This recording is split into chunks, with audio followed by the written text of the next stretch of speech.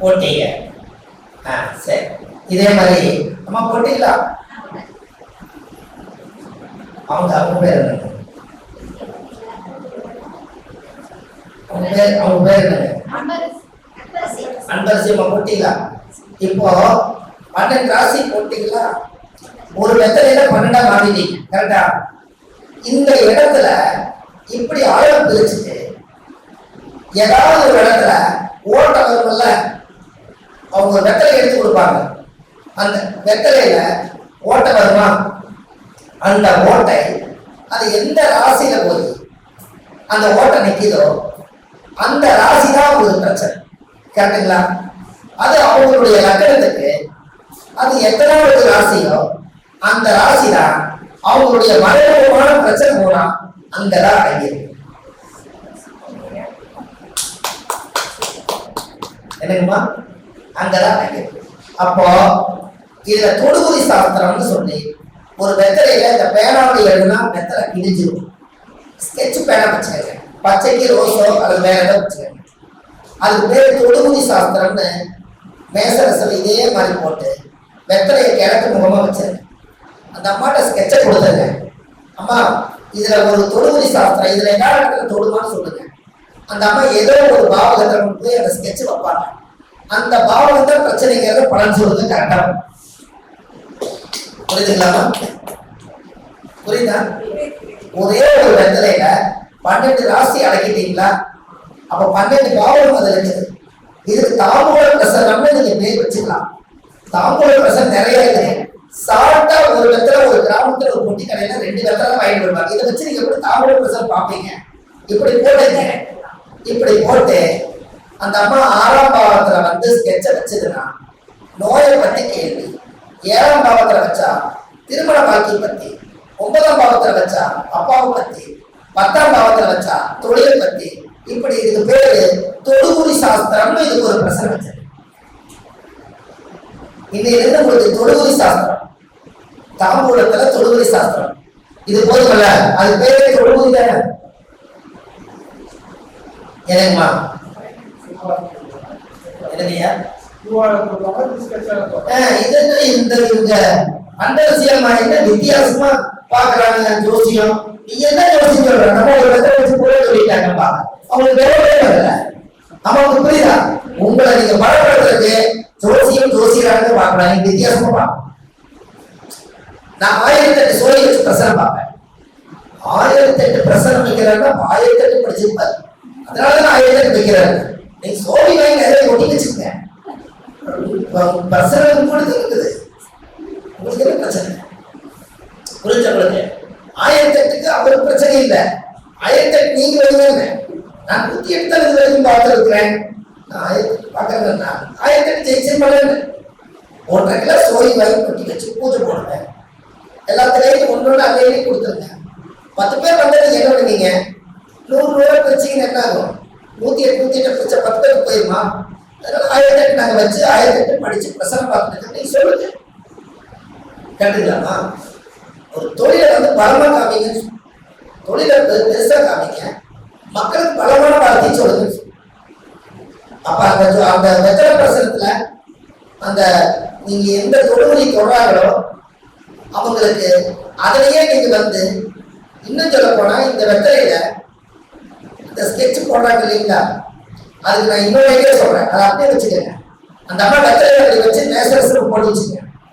லக்கணம் கண்டுபிடிக்கணும்னா அந்த அம்மாவுக்கு ஃபர்ஸ்ட் 12 பாடல் எடுத்து போடுங்க. மேல தெரியுமல்ல, அதாவது கணக்கு ஒரு 6ஆம் நம்பர் விழுந்துச்சுன்னா கண்ணி லக்கணம் போட்டு வச்சுக்கோங்க. அந்த அம்மாவோட தொலை சொல்லுங்க, பிரச்சனை அதுதான். அப்ப கண்ணி லக்கணத்துக்கு எதுவோ அதுதான் பிரச்சனை.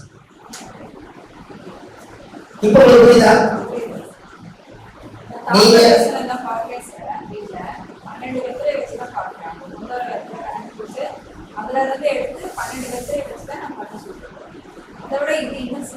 ரொம்ப சிம்பிளா எங்களுக்கு எல்லாமே ரொம்ப ஷார்ட்கட் தான். ஏன்னா சீக்கிரமா ஒரு விஷயத்தை கத்துக்கணும், சீக்கிரமா ஒரு விஷயத்துல இருந்து பலன் எடுத்தோம். அப்ப இதை வச்சு நீங்க இந்த பலராசி இப்படி போடும் போது என்ன லக்கணம் வருதோ அந்த லக்கணத்தை தூக்கி அவங்க ராசி கட்டம் ஒன்று போட்டு வச்சுக்கணும். இந்த வெத்தலையை வச்சு ராசி கட்டம் போட்டு லக்கணத்தை வச்சு அந்த மாதிரி எந்த பாவம் வருதோ அந்த பாவத்தை இன்னொரு மைனஸ் வச்சுக்கணும். இந்த லக்கணத்துக்கு இத்தனை பாவம் அடிபட்டுருக்கு, இதுக்குண்டான கோயில் போயிட்டு வந்தோம், இதுக்குண்டான பிரச்சனை சொல்லுங்க, இதுக்குண்டான வேலையில முடிச்சோம். அப்ப வித்தியாசமா பாக்குறாங்க அப்படின்னு நான் எதிர்பார்க்கிறேன். தீப பிரசன்னம் அப்படின்னு தெரியும் உங்களுக்கு?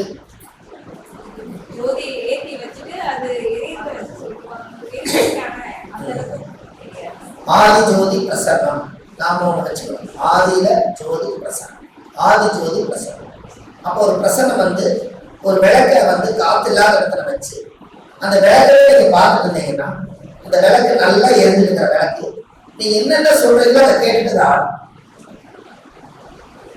புரியுதுங்களா? சொன்னதுக்கெல்லாம் வலது பக்கம் ஆடும். நல்லது. இடது பக்கம் ஆடுச்சுன்னா நீ அந்த வழியில போகாதீங்கன்னு அர்த்தம். அதுக்கு பேரு தீப பிரசன்னம். ஒரு விளக்கை பத்த வச்சுட்டு ஒரு சைடே ஆடிட்டே இருந்துச்சுன்னா அவங்க சொல்லும் போது வலது பக்கம் ஆடிட்டே இருந்தா அவங்க சொல்றத நடக்க போது அந்த ஆத்மா சூரியன் சொல்றாரு பூராமே சொன்னதுக்கெல்லாம் இடமே 4 முறை ஆடிட்டே இருக்குதுன்னா இந்த சகலம் தெரியலைங்க, போய் 48 நாள் கழிச்சு வாங்கன்னு சொல்லணும். சரியா? எப்படி? அப்ப இப்படி எல்லாம் ஜோசியத்துல சொல்லலாம். அப்படிதானுமா? என்னங்கம்மா?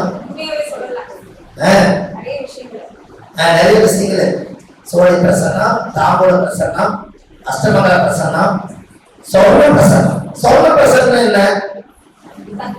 சொர்ணம்னா தங்கம். அந்த தங்கத்தை நீங்க எப்படி இது பண்ணீங்க?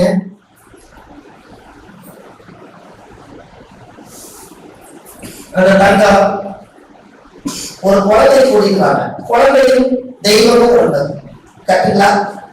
அப்போ குருவ குழந்தை, குழந்தை கையில ஒரு தங்க காசு கையில் கொடுக்க கொஞ்சம் பூ 9 நவதானியம் அந்த தங்கத்துல 1 கிராம் காசு இதை கொடுத்து உங்க ஜாதகத்தை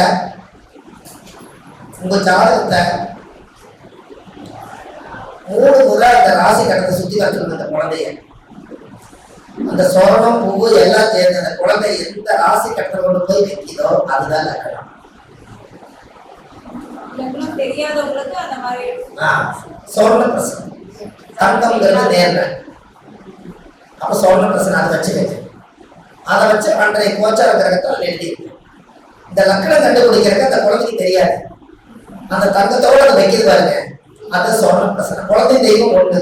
நான் இந்த லக்கணத்துலதான் இவங்க பிறந்தாங்க நான் சொல்லும், அங்கிருந்து நீங்க எடுத்துருக்கேன். எப்படிமா எத்தனை பிரசனங்கள் வருதுல்ல? இதெல்லாம் ஆதி காலமா இல்லையா?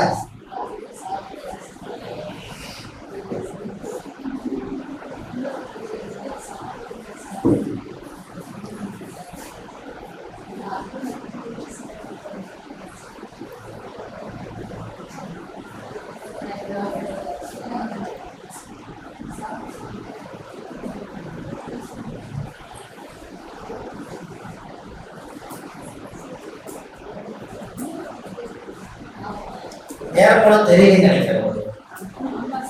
மணி 5க்கு மேல ஆச்சு. இப்போ 5 மணி எத்தனை நிமிஷம் ஆகுதுங்க?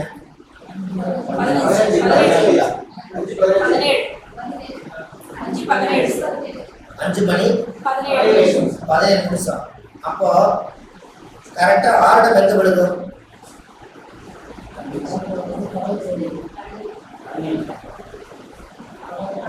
மேசத்துக்கு 1 கடகத்துல விழுகும். கரெக்டுங்களா? 17 போது எங்க விழுகும்? கடகம் விழுகும்.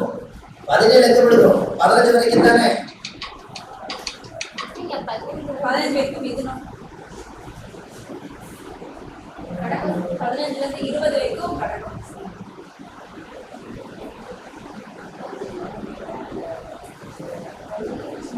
நீங்க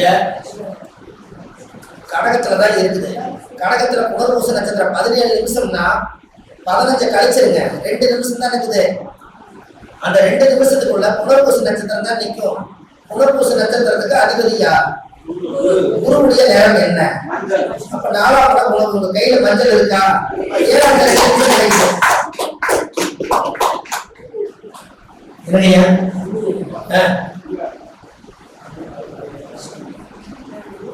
இனிப்பு அதிகமாக இருக்கு.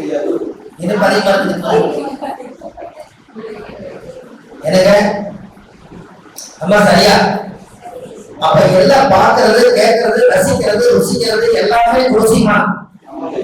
அப்ப நான் வேலையே இல்லாத போது நம்ம இதை தெளிவா செய்யப்படுங்க. கேட்டுங்களா ஐயா? அந்தி சாயி பொழுதுல இந்த நேரத்துல நம்மளுக்கு வந்து ஒரு அருமையான ஒரு டீ கிடைக்குது. அந்த டீ வந்து ஒரு பெரிய விஷயம்.